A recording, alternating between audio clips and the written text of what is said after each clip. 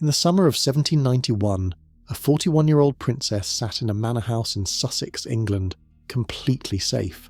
The revolution couldn't touch her there. She had money, connections, and every reason to stay. She chose to go back. The Princesse de Lamballe didn't have to die. That's what makes her story so haunting. This wasn't someone caught in the wrong place at the wrong time. This was a woman who looked at the most dangerous city in Europe, Paris in 1792, and walked back into it voluntarily, for friendship, and what happened to her when the mob finally caught up with her would become one of the most infamous deaths of the entire French Revolution. On September 3rd, 1792, Marie-Thérèse Louise de Savoie-Carignan stood before a makeshift tribunal in La Force prison. The courtyard outside was already littered with fresh corpses. Over 1,000 prisoners had been slaughtered in the past 20 hours. The men asking her questions weren't judges. They were butchers taking a brief pause. They asked her one question, just one, and her answer would determine whether she lived or died in the next 60 seconds. She knew exactly what they wanted her to say. She knew the words that would save her life. She refused to say them. To understand why Lamballe made the choices she made, you need to understand the life that shaped her. Because this wasn't a woman who grew up surrounded by happiness and warmth. From the very beginning, tragedy seemed to follow her. Marie-Thérèse was born on September 8, 1749, in the Palazzo Carignan in Turin, Italy. Her family was the House of Savoy, one of the oldest and most prestigious royal houses in Europe. Her aunts included the Duchess of Bourbon and the Queen of Sardinia. By blood, she was connected to nearly every major throne on the continent. But here's the thing about royal children in the 18th century. They weren't raised for happiness. They were raised for alliances. Contemporaries who knew the young Marie-Thérèse described her as gentle, devout, and deeply melancholic. There was something fragile about her, even as a child. She received the finest education money could buy. Languages, music, drawing, the elaborate court etiquette that aristocratic women needed to survive in royal circles. But beneath that polished exterior, people noticed a profound sadness that never quite went away. At 17, her family found a use for her. In 1767, Marie-Thérèse was married by proxy to Louis-Alexandre de Bourbon, Prince de Lamballe. On paper, this was an excellent match. Louis-Alexandre's father, the Duke of Penthièvre, was one of the richest men in Europe. The wedding celebrations lasted an entire week, moving from Turin to France in a procession of extraordinary luxury. Marie-Thérèse was 17, her new husband was 20, and he was about to destroy her. Louis-Alexandre was what contemporaries politely called a libertine, which is the 18th century way of saying he was a dissolute wreck of a human being. He kept mistresses openly, he gambled away fortunes, he spent so lavishly on his pleasures that he ran through his allowance and then some. When he ran out of money, he sold his wife's jewels to pay his debts. But the worst thing he did to her wasn't financial. Louis-Alexandre had contracted syphilis from his liaisons, and he gave it to his teenage bride. The disease left Marie-Thérèse physically marked and scarred. Contemporary accounts describe her as disfigured. At 17 years old, she had been married off to a stranger, robbed of her possessions, infected with an incurable disease, and left with permanent physical damage. 16 months after the wedding, Louis-Alexandre was dead. He died at 20 years old from complications of the very disease he'd given his wife. Marie-Thérèse was 19, a widow, traumatized, scarred, and utterly alone. She retreated from the world. For nearly 2 years, she lived quietly on her father-in-law's estates, particularly the Château de Rambouillet. She became intensely religious, spending hours in prayer. She barely participated in court life. By all accounts, she expected to live out her days in obscurity, a tragic footnote in the margins of European aristocracy. Then, in 1770, everything changed. In May of 1770, a 14-year-old Austrian archduchess crossed the border into France. Her name was Maria Antonia, though history would remember her as Marie Antoinette. She was coming to marry the heir to the French throne. Marie Antoinette's situation was, in many ways, as lonely as Lamballe's had been. The young archduchess had been raised in the relatively informal Austrian court, where her mother Maria Theresa actually hugged her children and allowed them to play. Versailles was the opposite, rigid, suffocating, and utterly ruthless. Every person at Versailles wanted something. Courtiers competed for influence. ladies-in-waiting jockeyed for position. Even the servants were spies for various factions. Marie Antoinette was surrounded by thousands of people and completely isolated. Into this situation came the 20-year-old Princesse de Lamballe. The two women recognised something in each other. They had both experienced loss and trauma. They were both outsiders in their own way. Lamballe as an Italian princess in the French court, Marie Antoinette as an Austrian archduchess viewed with suspicion by French nobles. And crucially, Lamballe wanted nothing from Marie Antoinette except her friendship. That was almost unheard of at Versailles. Within months, they were inseparable. Marie Antoinette found in Lamballe something she'd never had at the French court: genuine affection without ulterior motives. Lamballe's gentle nature, her piety, her emotional sensitivity, all the qualities that had made her seem weak and melancholic in other contexts, made her the perfect companion for a lonely queen. When Louis XVI took the throne in 1774, Marie Antoinette asked him for a gift. She wanted her friend elevated to a position of real power. On October 20th, 1775, the Princesse de Lamballe was appointed superintendent of the Queen's household. To understand what this meant, imagine being given the keys to the most exclusive club in the world, and the power to decide who gets in. The superintendent controlled access to the Queen. Every visitor, every courtier, every official who wanted to speak with Marie Antoinette had to go through Lamballe first. She managed the Queen's daily life, her meals, her clothing, her schedule. She supervised all the other ladies-in-waiting. She organised the balls and ceremonies that were the heartbeat of Versailles social life. She handled the Queen's correspondence. In practical terms, Lamballe was the second most powerful woman in France. This made her extraordinarily influential. It also made her extraordinarily hated. Nobles who had previously enjoyed unlimited access to the Queen suddenly found themselves blocked. Rivals who wanted Lamballe's position spread rumours about her. The fact that she was scrupulously honest and genuinely devoted to Marie Antoinette didn't matter. At Versailles, competence and loyalty were often punished more severely than corruption. And then a new rival appeared. The Duchesse de Polignac was born on the exact same day as Lamballe, September the 8th, 1749. But that's where the similarities ended. Where Lamballe was gentle and reserved, Polignac was charming and sophisticated. Where Lamballe was marked by illness and trauma, Polignac was beautiful and vivacious. By the mid-1780s, Marie Antoinette's affection for Polignac had grown to rival and eventually surpass her affection for Lamballe. This slow displacement caused Lamballe visible pain. She watched her position erode, her influence diminish, her friendship become secondary. But here's what's remarkable. She stayed. She kept her title. She remained at court. And her devotion to Marie Antoinette never wavered. Even when she was being replaced, she refused to abandon the Queen. This quality, this stubborn, possibly foolish, utterly unshakable loyalty would define the rest of her life, and it would eventually kill her. On July 14th, 1789, a Parisian mob stormed the Bastille. The French Revolution had begun. Most of the aristocracy saw what was coming and ran. Within months of the Bastille's fall, a flood of nobles fled France for the safety of foreign courts. They went to England, to Austria, to Prussia, to anywhere that wasn't Paris. The Duchesse de Polignac, Marie Antoinette's other favourite, was among the first to leave. Lamballe stayed. In October 1789, the situation escalated catastrophically. A mob of Parisian women, furious about bread prices and rumours of royal treachery, marched on Versailles. They invaded the palace. They nearly reached Marie Antoinette's bedchamber before guards held them back.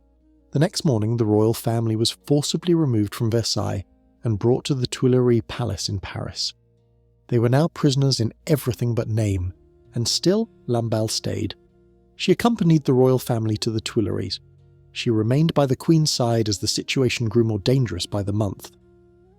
In June 1791, Marie Antoinette summoned Lamballe for a secret conversation. The royal family was planning to escape France. They would flee to the fortress of Montmédy near the border, where loyal troops waited. From there they would rally support from foreign powers and crush the revolution. But the plan was dangerous. If they were caught, it would be proof of everything the revolutionaries accused them of: conspiracy with foreign enemies against the French people. Marie Antoinette gave Lamballe specific instructions. She was to leave France by a separate route and make her way to Brussels. They would reunite once the royal family was safe. The Queen also entrusted Lamballe with some of her jewels, insurance against disaster. Lamballe followed orders. She made her way to England, eventually settling at Catsfield Place in Sussex, near the town of Battle. She was safe, she was comfortable, she was far from the chaos consuming France. Then, on June 21st, 1791, news arrived that changed everything. The royal family's escape had failed. They had been recognised at the small town of Varennes-en-Argonne and arrested. They were being brought back to Paris as prisoners. The failed flight was a catastrophe. It proved to the revolutionaries that the king and queen were enemies willing to ally with foreign powers to destroy the revolution. Lamballe faced a choice. She could stay in England. She had money, connections, and the protection of distance. No one would blame her. Most of the French aristocracy had already fled. Her position as superintendent was effectively meaningless now. There was no household to superintend, no court to manage, no ceremonies to organise. Or she could go back. Friends begged her to stay. They pointed out the obvious. Paris was a death trap for anyone associated with the monarchy. The political situation was deteriorating by the week.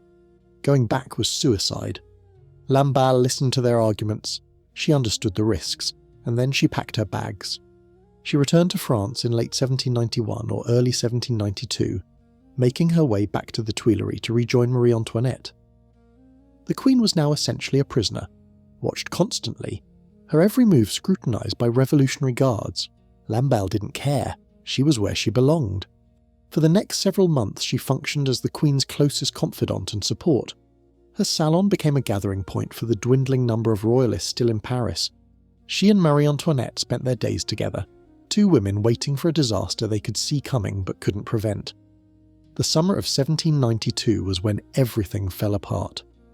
On July 25th, the Duke of Brunswick, commander of the Austrian and Prussian armies invading France, issued a manifesto that would seal the fate of the monarchy. He threatened that if the royal family was harmed, the Allied forces would deliver Paris to military execution and complete destruction. Brunswick meant to intimidate the revolutionaries into submission. The effect was the opposite.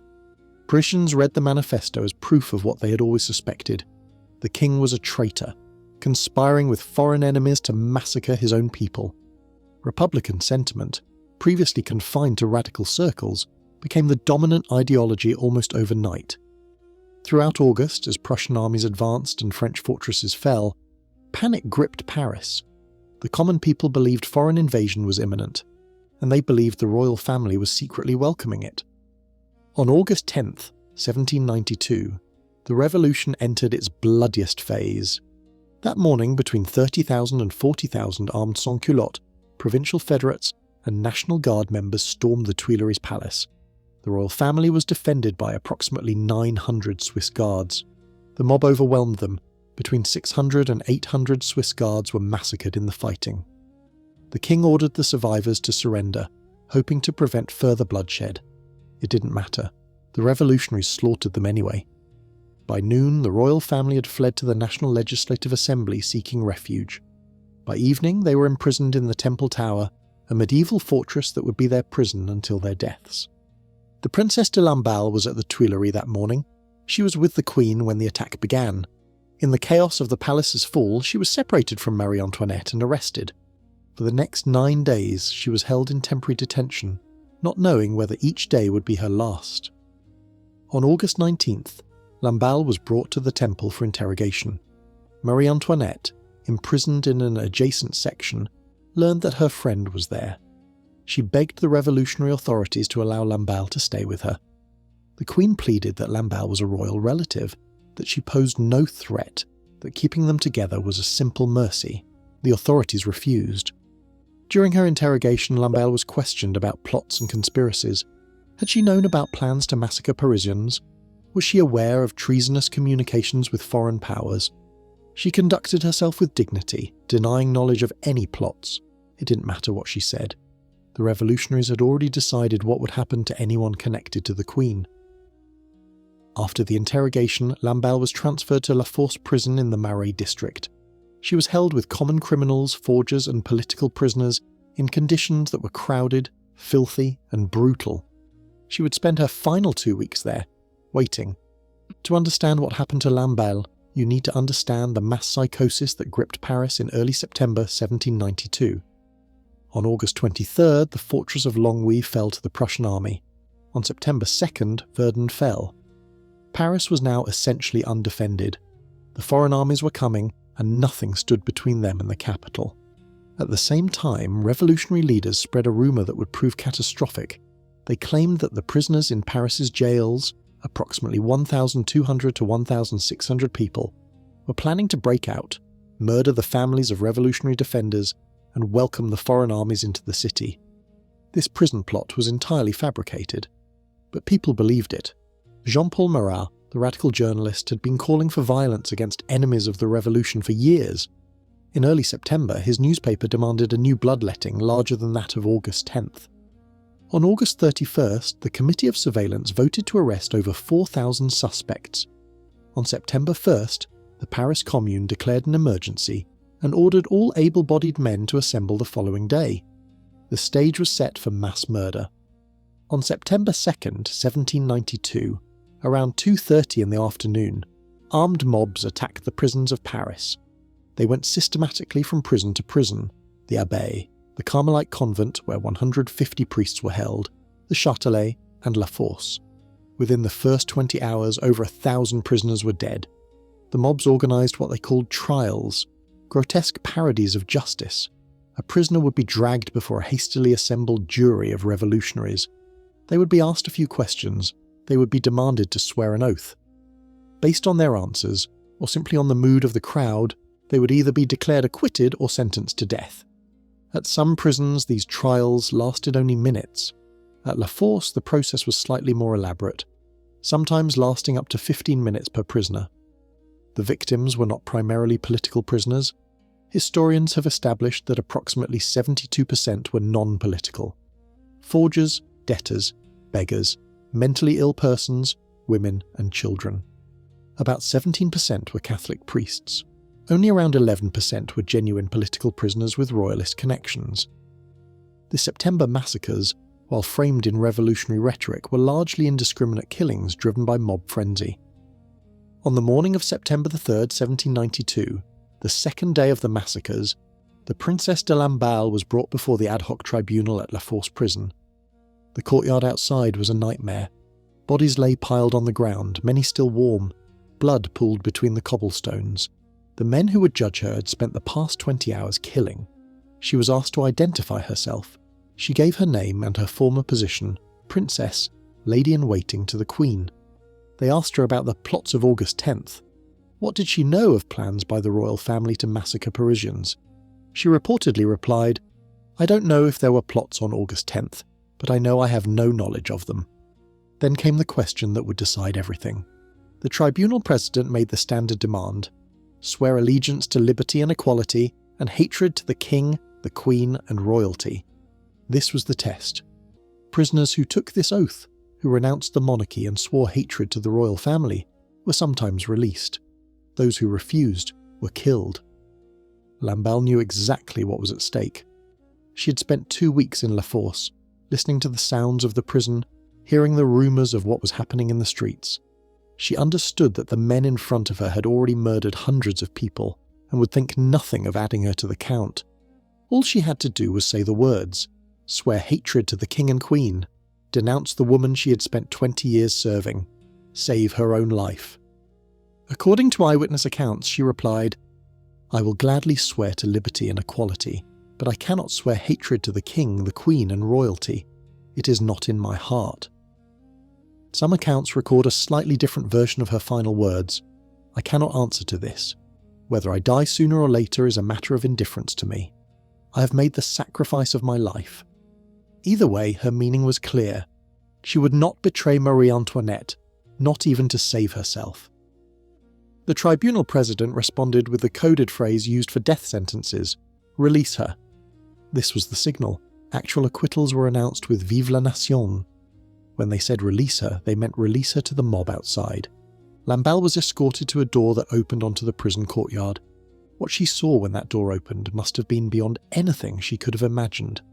Bodies everywhere. Blood everywhere. Armed men with pikes and sabres, their weapons already wet with the morning's work. She cried out in horror. One eyewitness account from Nicolas Edme Restif de la Bretonne records what happened next. One of the killers struck her on the head with a pike. She fell and was quickly hacked to death with sabres. The killing was fast. The mob frenzy drove them to act quickly, not to draw things out. Within minutes, it was over. She was 42 years old. For over 2 centuries, accounts of Lamballe's death have been embellished and exaggerated, until they became almost unrecognisable. The most notorious version comes from Count Axel Fersen, the Swedish diplomat who was Marie Antoinette's intimate friend. In his diary entry from September 19th, 1792, Fersen wrote that Lamballe was tortured for 8 hours, that her breasts were torn out with teeth, that she was kept alive artificially between sessions of torture to prolong her suffering. These accounts became the dominant narrative. They were repeated in historical works for centuries. They became the official story of what happened to the Princesse de Lamballe. They are almost certainly false. In 2005, historian David Andres published a careful analysis of the primary sources in his book The Terror, The Merciless War for Freedom in Revolutionary France. What he found contradicts the legendary accounts. The key evidence is a document from the Quinsvang section, a nearby administrative district, dated September 3rd, 1792. The clerk recorded the headless body of the former Princesse de Lamballe, who had just been killed at the Hôtel de la Force. The clerk also itemised the contents of her pockets. This detail is crucial. If Lamballe had been subjected to hours of torture and gang rape as the legends claimed, her clothing would have been destroyed. Instead, the document indicates her body was clothed and intact enough for officials to search her pockets. This contemporary document, written the same day she died, by someone with no reason to minimise the violence, suggests that her death was relatively quick, not drawn out over hours. She was not subjected to the systematic torture described in later accounts. The grotesque details that became legendary were likely propaganda. Why did these exaggerations spread? Several reasons. Royalist émigrés had every incentive to portray revolutionary violence in the worst possible terms. It helped mobilise European courts against France. Traumatised witnesses often embellished their accounts over time, and Fersen, who was devoted to Marie Antoinette, had emotional reasons to make the story as horrifying as possible. What we know for certain is terrible enough. Lamballe was beaten and hacked to death by a mob in a blood-soaked courtyard. What we don't need to do is invent additional horrors that likely didn't happen. There is one aspect of what happened after her death that is not disputed. Her head was severed and mounted on a pike. This had become grimly routine by September 1792. The practice began on July 14th, 1789, when the governor of the Bastille was lynched by the crowd and his head was paraded through Paris on a pike. By the time of the September massacres, it had become a standard feature of revolutionary mob violence. But in Lamballe's case, the mob had a specific destination in mind. They formed a procession through the streets of Paris. Men, women and children followed the pike with its grisly cargo. They wound through the Marais, across the Seine, toward the eastern edge of the city. Their destination was the Temple prison, where Marie Antoinette was imprisoned. The intention was deliberate psychological warfare. The revolutionaries wanted the Queen to see what had happened to her closest friend. They wanted her to understand what the people would do to anyone connected to the monarchy. They wanted to break her. When the procession arrived at the temple, they demanded that Marie Antoinette be brought to the window. The guards and officials initially resisted. The mob grew more aggressive. According to accounts, one of them shouted through intermediaries, "They want to keep you from seeing de Lamballe's head, which has been brought that you may know how the people avenge themselves. Advise you to show yourself, if you would not have them come up here." According to the account of Madame Royale, Marie Antoinette's daughter, when the Queen realised what was happening, she lost consciousness. Her attendants, including her sister-in-law Madame Elizabeth and the children, had to support her as she collapsed.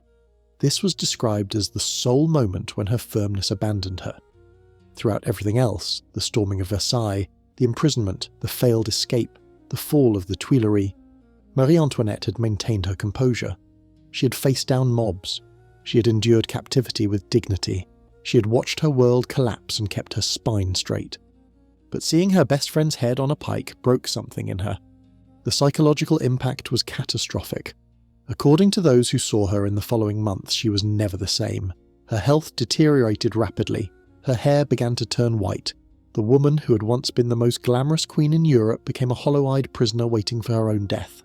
The body of the Princesse de Lamballe, minus the head that had been paraded through Paris, was eventually deposited at the Hôpital des Enfants Trouvés, where a mass grave for September massacre victims was maintained. The head, after being displayed for hours, was eventually reunited with the body.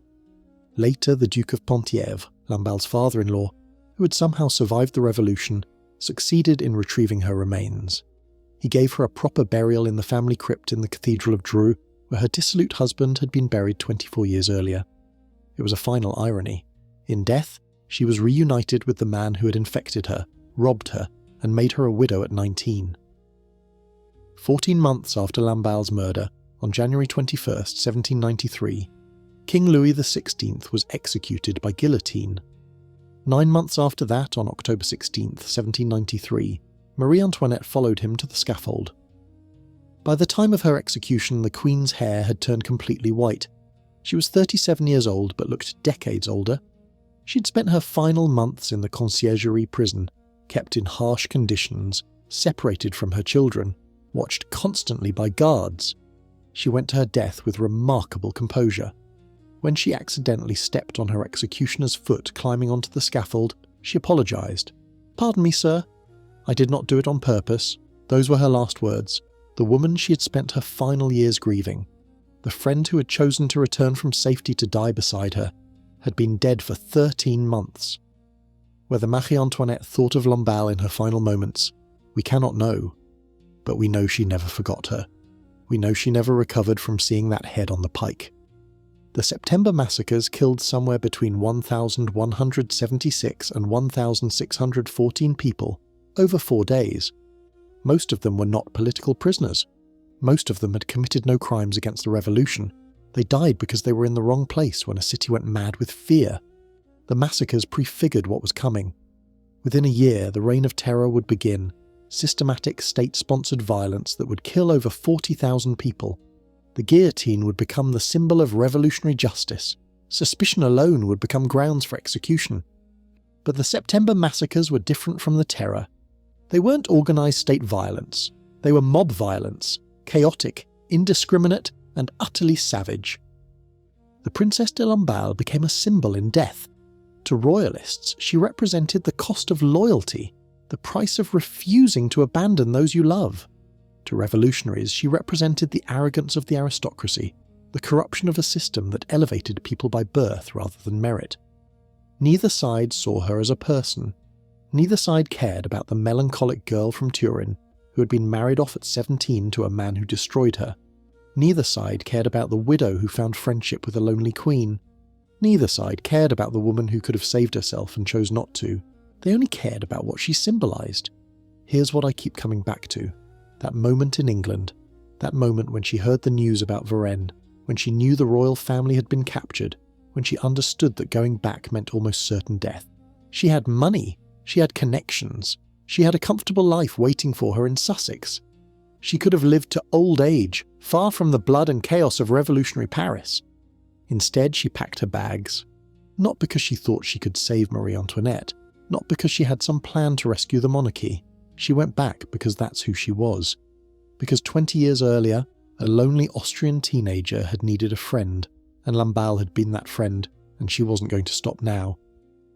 When they asked her to swear hatred to the Queen, she could have lied. A single sentence would have saved her life. But lying would have meant betraying everything she'd chosen to come back for. It would have meant that her return from England, her imprisonment, her suffering, all of it would have been for nothing. So she told the truth. She said the words weren't in her heart, and she walked out into that courtyard knowing exactly what was waiting for her. Marie Antoinette would be executed 13 months later. But in a way, she had already lost everything that mattered on September 3rd, 1792. The revolution could take her crown, her freedom, her children, and eventually her life.